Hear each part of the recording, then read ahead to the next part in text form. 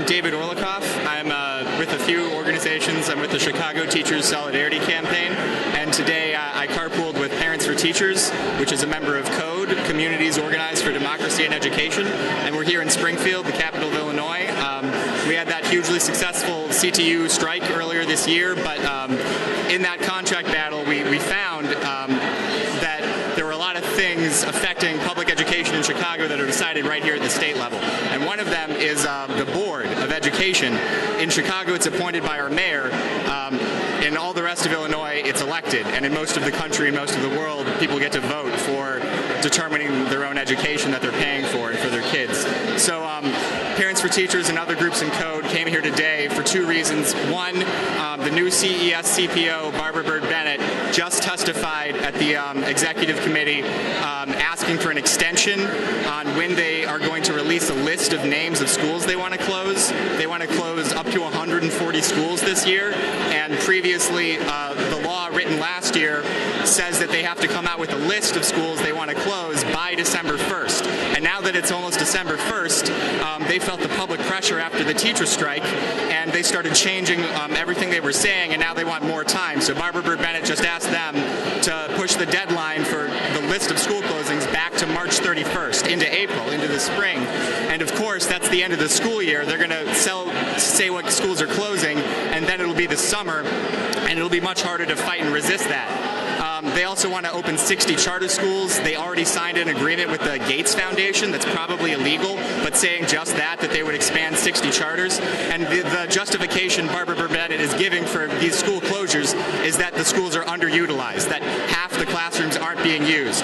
That's just a lie, flat-out lie, for multiple reasons. First, it's distortion of the facts. Secondly, the school closings are only going to take place in black and brown neighborhoods, and the real underutilized schools are in the wealthy neighborhoods with less than 200 pupils per school.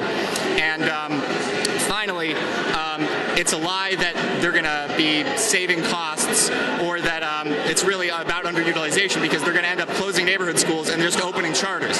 So if it was really, excess space, you would close the schools without opening more schools. She testified that there were 13 schools already set that they know they're going to make new charters, and of course there's another 50 that are on the waiting list. Right now, CPS, they'll rent a school building to a charter company for $1 per year. After they close that neighborhood school, they'll turn around and give it to a private corporation to make a lot of money off of it. And there's no transparency in the charter budgets. We can't see where the money goes. We pay them to take care of our kids, and they end up making parents pay $400,000 in fines for uniform violations and tardiness and missing homework, and they chase out the parents of students with more special needs that are more costly, or they just don't hire any special needs counselors or the appropriate workers in the charter schools, so the parents have no choice but to go to a neighborhood school. There's only 10% of students in charters have special needs, but 15% of students in CPS have special needs. In addition to opposing the council meeting here just passed. They passed what Barbara Byrd-Bennett was arguing for. So it's out of the council now, and it'll be voted on in the full floor. It's an amendment to the bill they passed last year that will change the deadline from December 1st to March 31st for when CPS has to announce the schools it wants to close.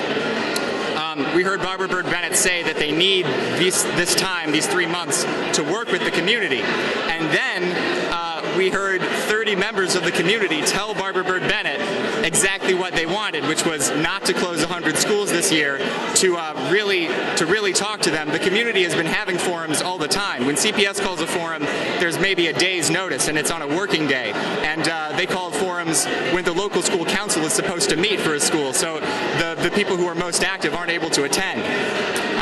They pay protesters. That was a huge scandal with Rahm Emanuel paying protesters to support school closings. You can't find a member of the community in Chicago that wants their local school closed, and that's the bottom line.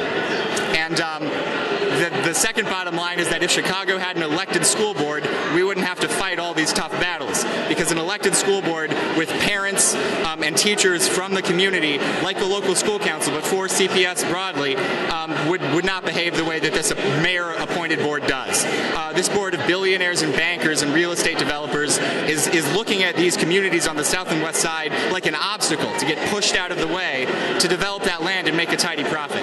And that's what has to stop. So Chicago voted on November 6th, 87% voted yes, that Chicago deserves an elected representative school board.